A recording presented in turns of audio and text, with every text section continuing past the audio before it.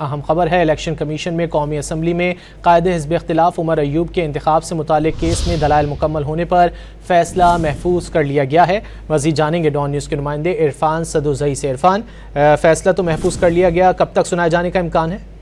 जी, फैसला अभी इस बारे में कहना कुछ भी कबल वक्त होगा और दलाइल अभी मुकम्मल हो गए हैं और इसमें दरख्वास्त गुजार बाबर नवाज के जो वकील हैं उन्होंने अपने जो दलाइल मुकम्मल किए हैं और दलाइल में उन्होंने ये कहा है कि बहुत सारे पोलिंग स्टेशन पर जाली वोट डाले गए हैं और रिजल्ट की जो कंसोलिडेशन है वो नहीं हुई। और जो मेंबर कमीशन है बरवाना साहब, उन्होंने ये कहा कि किसी केस की मिसाल दें जिससे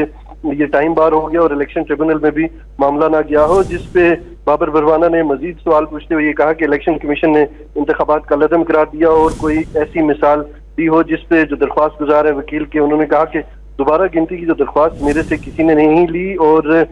हमें रिजल्ट कंसिडरेशन के हवाले से कोई नोटिस भी नहीं मिला और रिटर्निंग ऑफिसर ने कानून की पासदारी नहीं की, बल्कि इसके साथ साथ उन्होंने ये भी कहा कि 11,500 वोट जो है वो मुस्तरद हुआ है, ये एक गैर मामूली वाकया है। और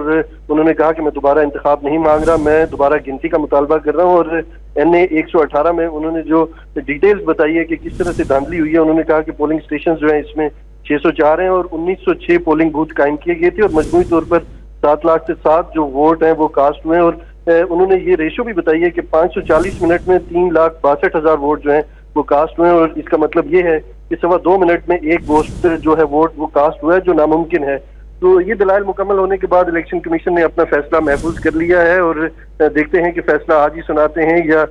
ये अनाउंस करते हैं कि फैसला नेक्स्ट वीक सुनाया जाएगा। जी, बहुत शुक्रिया इरफान सदोज़ई इन तफसीलात के लिए।